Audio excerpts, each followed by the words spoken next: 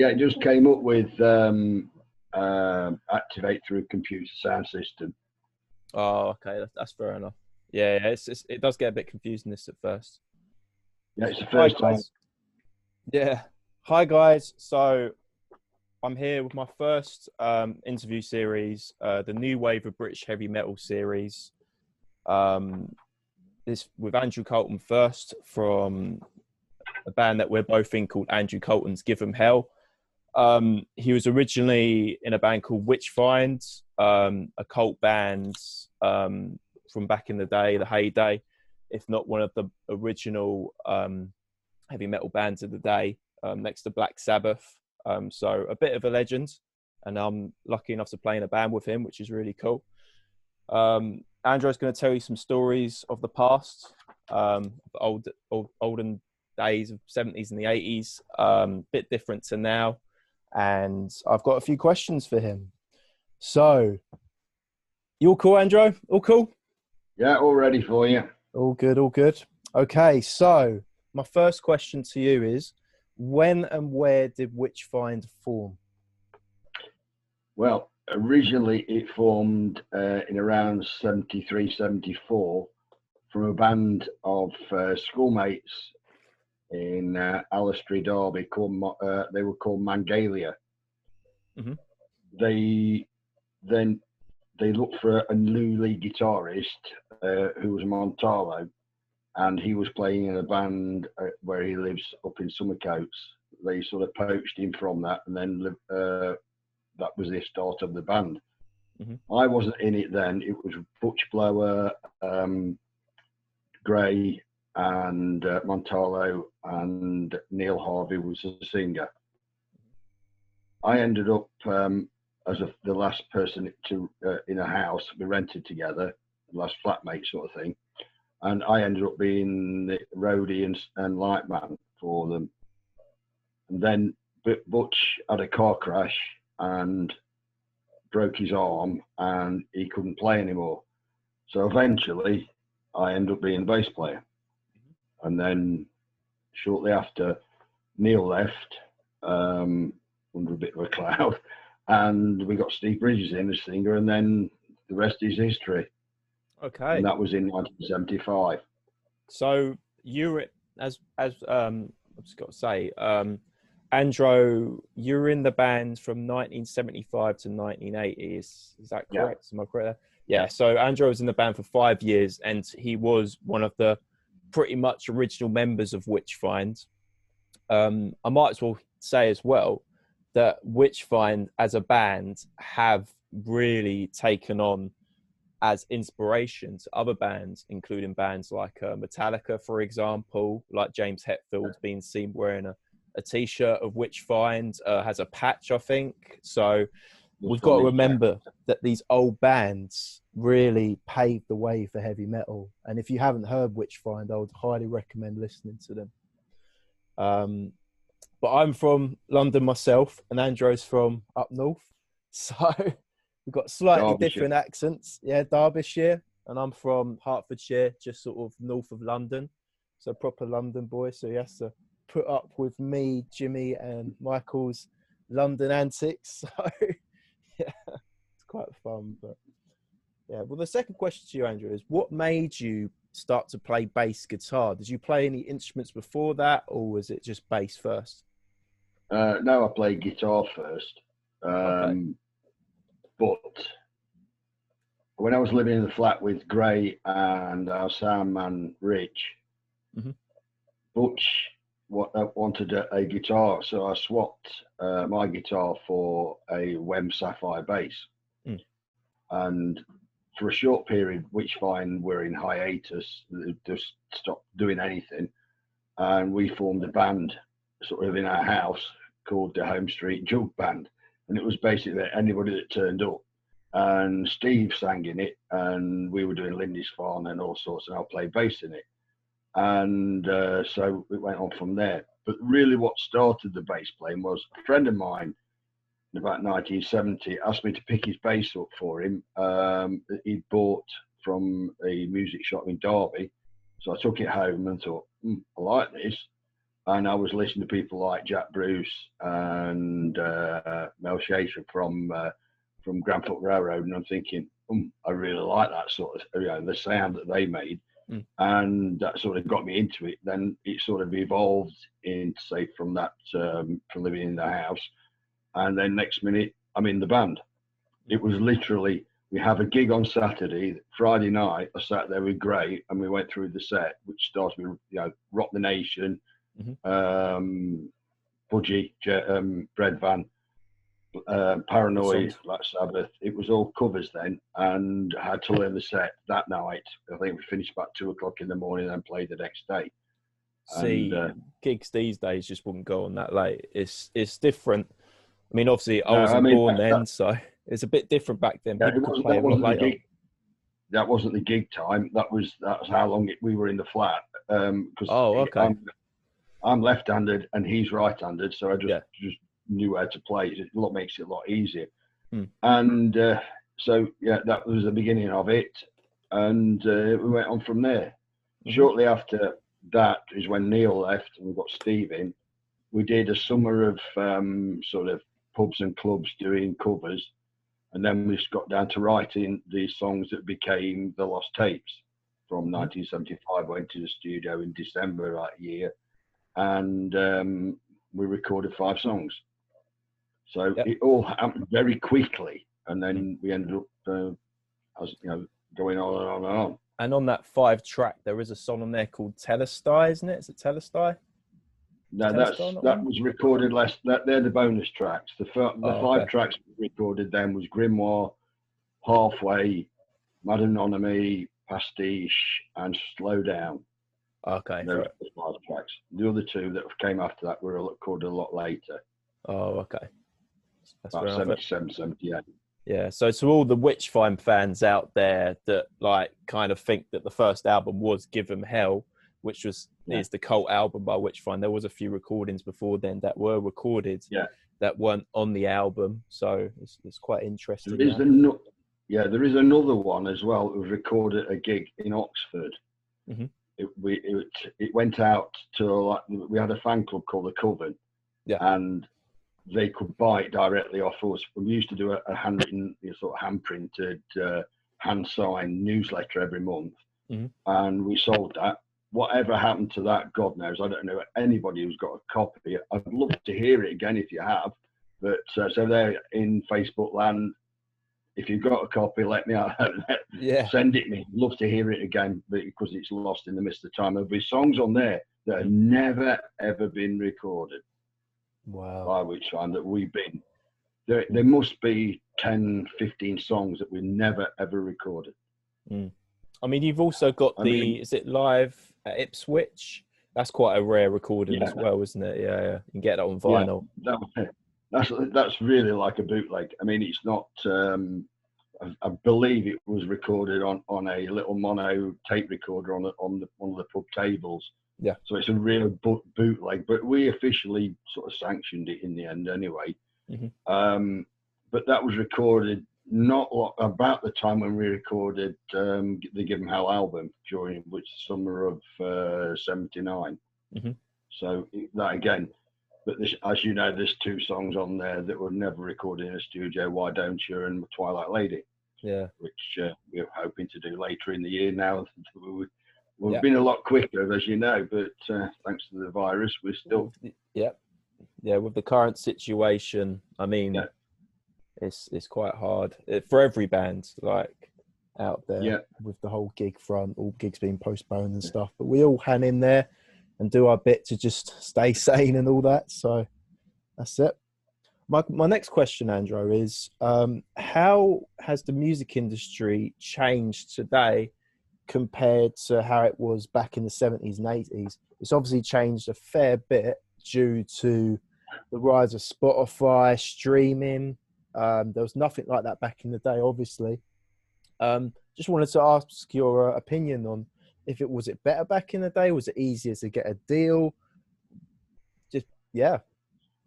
I wouldn't say it was any easy to get a deal. When we did those 5 tracks back in 75, we took cassettes to Virgin Records, we had meetings with A&M, Chrysalis, you name it, and they just said, no, thank you, go away. So that was a bit disheartening. That's why those songs were never actually, once we found that, we just binned them and started again. Then we got into the Age of the Ages to Telestai, and other songs were coming out after that. And those songs were never played again. Literally, never played again.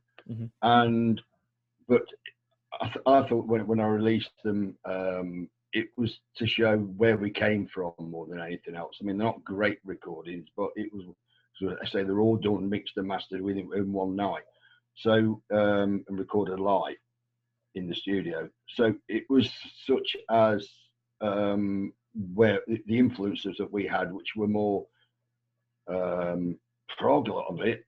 At that time, 1975, we just found Rush. We were listening to Cream, some Black Sabbath, yes, because you can see the elements of Black Sabbath in some of the songs, but quite a wide spectrum of, I mean, even sort of like jazz and that sort of thing. Our influences are in there, but it was easier in the way for actual gigs because we gigged every weekend. You could get gigs. I mean, we didn't play, but on the record side, it was again pure luck where you were. But as we found, until you played in London, which took till 1979, you didn't stand a chance because the people that you needed to promote your music, such as Jeff Barton, you couldn't ship them out to London. They wouldn't come and see you in the provinces, and so a lot of bands are in that situation that weren't London based, and that's why sort of people believe that the new wave British heavy metal started in London, which it didn't, because there's a lot of bands from North East, Birmingham, Newcastle, West Midlands, wasn't it? East Around Midlands, there, and I guess. Yeah, there's hundreds and hundreds of bands. We're all trying to to knock on the door. Luckily, Leopard got seen because Jeff took them under his wing, sort of thing. But it was just as hard as it is now to get a contract. Yeah, I mean, it's not hard. We can safely say that there's not as much money in it as there was, and if anyone says there is money in it, I mean, it's just silly. I mean, but you have Facebook to promote your stuff, so I find now it's easier to access bands. Back in the day, I guess you would have to put something on a poster and put it on a lamppost or something. So it was a bit different. Yeah, but it was weird. When we did the Def Leppard tour in '80, we supported Def Leppard. Which was by the second gig, we arrived in Dundee, and there was kids outside, 15-year-olds, going, "Oh, wait, you Witchfynde? Yeah. Well, we love you." How? We'd never played north of Newcastle. We'd never been in Scotland ever, but they knew all the music. They knew everything about us. And it was like this, and all the mates, because you'd only got a telephone. You haven't got there's no internet around. Yeah, no internet as well. Yeah. They used to post each other's cassettes, and they'd sort of want to buy a vinyl and listen to this and put it on the cassette. And it was absolutely brilliant. I think the funniest thing was I talked to Sandy from Satan's Empire. Satan's Empire, yeah. And I was saying about the only time I've ever been to Dundee, and he says, funnily enough, I was in the crowd watching. So how things sort of pan out. But yeah, it was totally different. Oh yeah. I mean, in areas, round here there was a lot of bands, and we all knew each other. There wasn't like there was no like, oh, they're crap, or this, and all the rest of it. They're quite good friends actually. It was a good scene at that time. Yeah. And you could go to there was hundreds and hundreds of pubs where you could see a band on the Saturday night, Friday, Saturday, Sunday, all through, every weekend, and everywhere was booked, and everywhere was busy. Yeah, and as we know now, a lot of venues are closing due to not making enough money and things. And for example, the Ruskin Arms in London, where Iron Maiden used to play. Jimmy actually used to run who's in Andrew Coulton's Given Hell with Us. He does vocals, and he also sings some another band we're in called Rampant. He ran a gig night there called Crackers, and he booked loads of bands like Iron Maiden and a few other like big names. But it's completely closed now, and it's very sad. And people really need to kind of take heed that venues are closing and the music industry is kind of taking a downward slope. And there are a lot of bands out there that should really be recognized a bit more.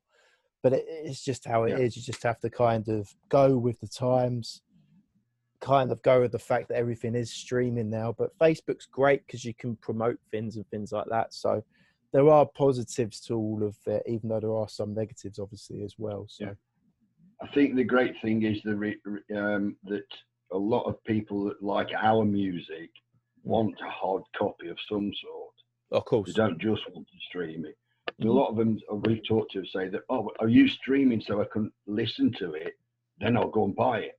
And I think as vinyl's coming back, that's another good thing as well. Well, that's great as well. Yeah, definitely. Yeah, it does sound totally different on vinyl than it does on CD. Yeah, it sounds quite so clinical. Oh yeah, but the analog sound. Yeah, I mean the place that we sort of called home in the 70s, which was the Brimington Tavern in near Chesterfield. We used to, when we last played there, we were something like 4 times the fire limit. They were climbing up the walls to see us. They were that busy. And now it's a housing estate. It's crazy. It's crazy. Yeah, it's just fun. And there's around here, there's loads. I mean, we saw at the George at Alfreton, which had been closed for some time, Son of a Bitch, which was early version of Saxon. And at Alfreton, which is halfway between Sheffield and here, where we live. And so they came down to towards. It wasn't just, and none of these bands were like really strictly keeping to their town or anything. I mean, we played from everywhere from the New Forest, Canterbury, Ashington to County Durham. We played in Wales. We played near Ellesmere Port, just to name a few. I mean, we played all over the place. We used to play at a pub in Thetford, and they were amazing crowd. The first time we played at the Music Machine, I got a load of guys from there right at the front. So we were playing a big, new, intimidating venue, sort of coming on first for Iron Maiden and Saxon. And there's a line of guys at the front who we knew. And so it was like playing a home gig again. So it was wonderful. But, and I've seen in sort of several sort of new wave books and things that, as if Witchfynde suddenly sprung out of nowhere in 1979. No, we didn't. You asked people around the country, everybody knew it. Knew us. Yeah. Well, that pretty much answers my next question. So that was, where did Witchfynde usually play live? So that's good, Andrew. That's all cool. I mean, mate, as I could say, a lot of places in Derbyshire, Nottinghamshire, obviously around that area, and we expanded because, like all bands will tell you, we used to buy the record. No, sorry, at Melody Maker.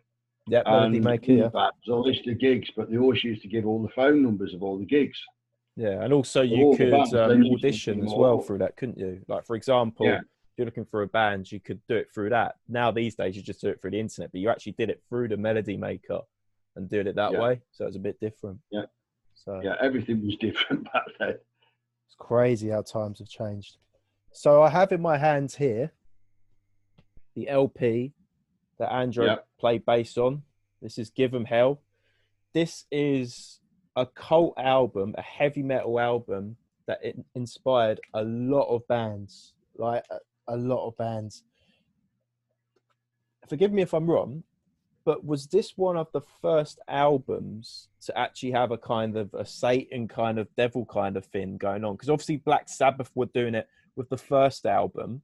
And then you had like Paranoid, but that wasn't exactly a dark kind of album, was it? It wasn't like as dark as the first one. But this album here was obviously the sort of thing that, like, I don't know, parents might have been like, oh, I don't want to, my kids having this album cover. But the other thing you told me as well is that it was it hand drawn by someone?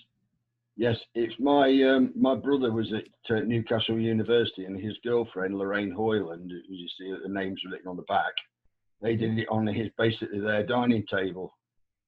Mm-hmm. She did all that artwork on her on their dining table up in Newcastle, and so yeah, everything was done sort of in house.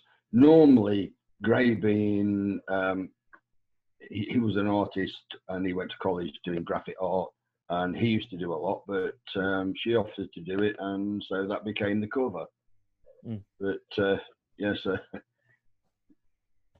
Yeah, But yeah, I don't think they're actually. I can't think of. I mean, maybe wrong. Somebody will put me right, and to say that that was the sort of first cover that was actually that sort of overtly sort of occultist sort of thing. Because Montolo was you know, in a Wiccan cover at the time. Mm-hmm. So but definitely there are only two of us who were any interest in it. Yeah, I mean, I think you originally told me that the record itself didn't have an inner sleeve. It was just this, I think. Is that what you said? Yeah. In fact, I don't think my copy's it. I think it's just a paper sleeve. Yeah, this is just a paper sleeve, and I'm pretty sure this is the first pressing. Yeah. And then you've got this quite unique artwork on the actual record itself. Actually got one copy of the album where the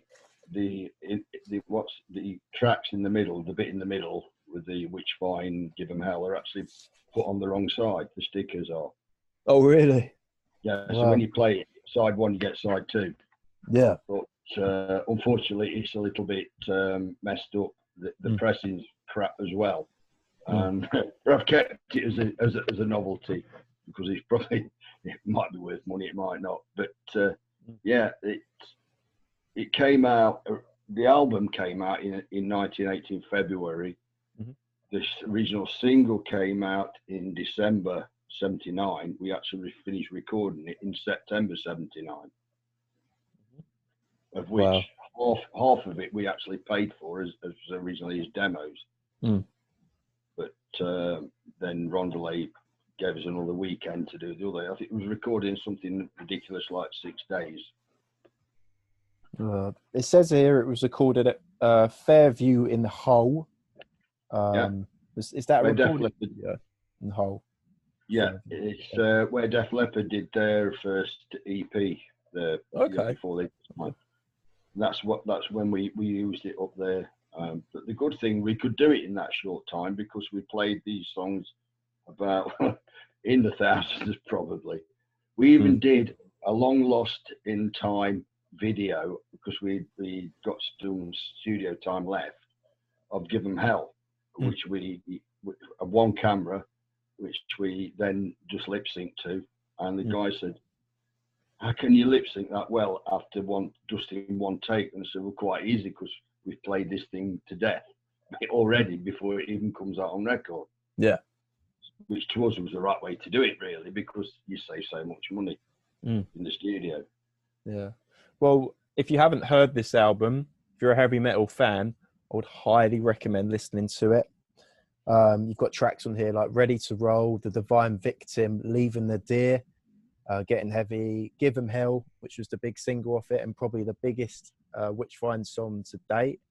It is the hit that they play at the end of their shows. Unto the Ages of Ages, which is quite an interesting song because there's a violin bow solo right in the middle of it, which is quite interesting. Pay Now, Love Later. So the tracks all in all, there's 8 tracks on the album. And then if you buy the CD version, you have Telestai and Wake Up Screaming as extra tracks, I believe. Yes, that's right. Yeah, they were all recorded on the same sessions, but as in those days with vinyl, they only wanted something in the region of 20 minutes per side. Yeah. Otherwise, the sound quality starts to disappear. Yeah. And so we had to make the decision of what do we leave out, and those were the 2 songs that came up. Was it quite a quick recording session? Did it take some time? Were there some problems here and there, or was anything that you can remember? Or we whizzed through it all, to be honest. I remember on that one, don't think there was any. In fact, on some of the songs, we recorded them as we would have played them live.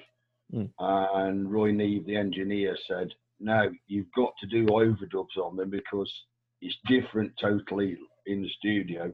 So that's why at the beginning of Leaving the Deer, there's that acoustic guitar part in it that isn't there on the live recording, and it wasn't there live either. That was an addition that he came up with, and there were some others that he put various sort of minor chords in, and it gave quite a lot of influence in it. He wasn't quite a producer, but he did a lot of work on it and got us into understanding how to work in the studio. Yeah, of course. So I learned a lot from him. It was a great experience. That was, I say, the whole thing took about 6-7 days complete. Wow. See, some bands these days, it'll take them a good few months to complete an album. Well, he just whizzed in and did it. Because we got gigs in between anyway, so we've got to fulfill. And once we, I must have been given hell, and I can't remember what was on the original first weekend sort of demos that we did, which ended up on as they were. So we actually paid for part of the album recording, and we just took those. Gray and Montale took them to Rondelay, and they accepted it, and basically we got told, we want the deal, and so we signed it, and they then paid for the rest of it. Okay, that sounds really cool.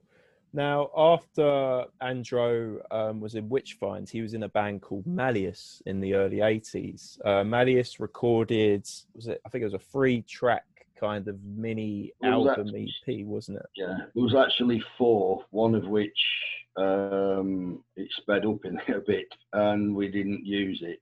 But it's the song that actually became Anthem for the Damned, which is the lead track on the album. On the new album, yeah. Yeah. So Malleus was a band that Andro and his partner Shaz formed.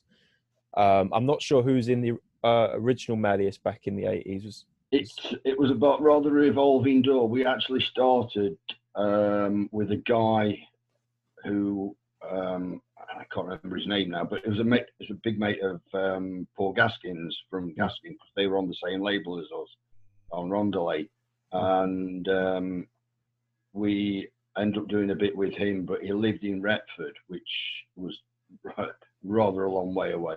So rehearsing was a little bit, and being at work as well, it was a little bit difficult. So we decided to part company, and we had, within the first year, we had about 3 different lineups of, let's put it nicely, they weren't really up to what I wanted, and we did get a fairly stable lineup with a guy called I can't remember his name. What's his name?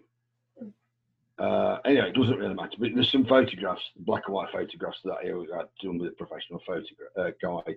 I'll remember it when I. Anyway, but we did some gigs. We played at Chorley. We did 1 or 2 gigs. We played at Burlington Tavern, and the songs that we've got now, but we were slightly different because we had a lead guitarist. The reason for that is because I can't do what I do on bass now. There wasn't the technology to do it, but it was more bass led than say a lot of bands were.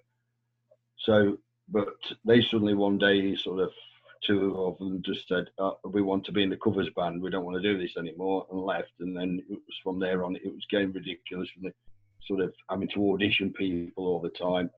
And so by 83, 84, we just decided that we'd had enough, basically. And we did the recording. We're going to put it out as a single, but things were a bit tight at the time, so it didn't happen. So they were just sat there as a tape. And So that was the end of that. It never really fulfilled what we expected from it, unfortunately, because we just couldn't get the right people around here that we wanted. We sort of went in, we interviewed one drummer at our flat we were in at the time, and he sat there scratching all the way through it, and we're thinking, no, that's not for us. And you used to get complete loonies, just, I could play this and do that, and they couldn't play anything. Yeah. But the drummer's name was Bob, and he ran an off license in south of Derby near Burton-on-Trent. He was a nice guy, but and then the guitarist was he looked a bit like Mickey Moody. He was his big hero. He used to like White Snake and all that sort of stuff. But like I say, we did some gigs. We got a load of the songs. Some that were on that album. There's a couple. There's one called Headbanger, which we've never recorded. The Death Dealers, which is on the new Malleus album. But we were on about now we're stuck in the coronavirus of actually doing some demos at home. So we've got the home studio of the songs that we never actually recorded, so that we can actually do another album. Yeah. So which is just to confirm as well, Andro reformed Malleus quite recently.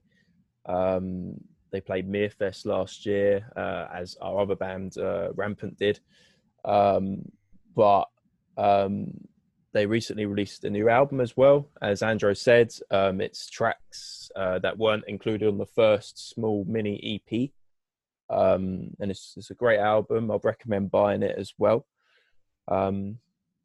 My last question, so we'll probably wrap up this interview with just one more question. I just want to say, what's the most funnest or memorable moment you can remember from Witchfynde and Malleus? It could be a funny moment, it could be like an amusing moment, it could be, if you can't think of one, it's fine, but like, it's a bit of an on-the-spot question. So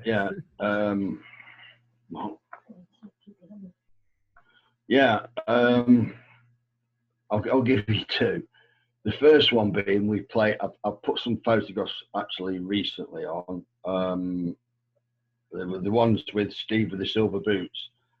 That was a place just west at Blaydens, west of Newcastle. It was my brother's 21st birthday party. It started the day before we played in Bolsover in Derbyshire. And as we dropped out of Bolsover, it was the thickest fog you've ever seen in your life. We had to have the van door. There were sliding doors on the van. We had to have two people, one each side of the van with the doors open, shouting, car, which is only parked cars. It was that thick. We couldn't see a thing. So we drove back. We didn't get back to home till about midnight. And then the next day we got to drive to Newcastle. So when we did the gig, and when we found that things were going a bit weird, because the piano had three legs and was propped up with a brick. It was in the corner. And then when we sort of, we've got double rooms at the hotel that we played at, and I shared with Steve, and his bed had got three legs, and that was propped up on bricks. And then he went to open the wardrobe, and that got three legs, and he opened the door, and it just fell on him, and he was on the floor like he'd been in a coffin, of which I was just absolutely creasing with laughing with him trying to get out. So I got Graham Montallo to come in, and it was absolutely hysterical. The other one is we played Music Machine, as I said before, and London, Shaz and her sister followed us down in my car. And while we were on, she was at the bar having a drink with this guy who she didn't know who the hell it was. And she asked him his name, and he said, Lemmy. So she said, oh, that's a funny name for a bloke. And he fell off his chair laughing and bought her drinks all night. So, yeah, she was a bit from the sticks, and she didn't know who the hell he was at the time. How long had Motorhead been a band by then? Yeah, we followed them round. I remember Yeah. they were on tour at the same time, early in January 1980, and we arrived at Malvern Winter Gardens. I don't know if you've ever been there, but it's got a really high Victorian roof, and it's all glass in the centre. And we just stood there and went, well, they must have been off last night. The roof's not gone in. Expecting them to blow the roof off, like, but being officially the loudest band on the planet. Well, that's what they say. They're very loud. We followed them around. The Ramones were touring at the same time. We played the Essex University at Colchester the day after them. But that was a great thing then. I mean, sort of universities, we were having bands virtually every day. It was, it was brilliant. The university scene was unbelievable. Yeah, but, you don't seem to get as many gigs now. It's a bit different. No, and it's like with the funny things. There's hundreds of them. They're literally like the farting contest until somebody says, has wind got lumps? There are loads of them. Sort of just incredible. I mean, there's enough to write a book. It really is. Well, there's loads of stories we could tell. I mean, there's just enough from France. Never mind. Well, I was about to say that literally. Like we had that problem in France. I've got it on my Facebook if you want to read into it. But Andrew Coulton's Give 'Em Hell, who me and Andro, we play in a band together. We went to France, played a British Steel Festival, and along with Thunderstick and Air Force, we stayed in the hotel, and a few interesting things happened. So if you want to read the story, it's on my Facebook. So yeah, I'm gonna wrap it up there, Andro, if that's okay. No problem. That's all good. Probably would have been enough. Yeah, it should be enough. Yeah. So please listen to this album if you're a big metal fan, vintage heavy metal. Witchfynde, Give 'Em Hell, brilliant album. You can listen to it on the LP as well. That's really cool. So also check out Andro's other band, Malleus. They've got an old recording which you can buy on their website. And they've also got a new album as well. It's called, is it Your Nightmare Calls? It is. Yeah, the new album. And then with our band, Andrew Coulton's Give 'Em Hell, we should be recording soon, hopefully when this virus kind of subsides and all sorts itself out. But for the meantime, we're just hanging in there, but we're planning to re-record some songs from the Give 'Em Hell album, which is really good. And as we speak, so far, the Cerberfest is still on in July, is it? Yeah. The gig. I mean, I don't think Chris has cancelled it just yet.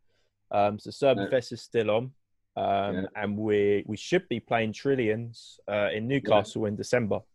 Yeah, that'd be a really cool one. So that'd be a great one. So there's a lot of guys up there I want to meet again. Yeah. Anyway, it's been great, mate. No worries, Andro. So hopefully I'll keep continuing this series with other members of older new Wubben bands or new wave of British heavy metal.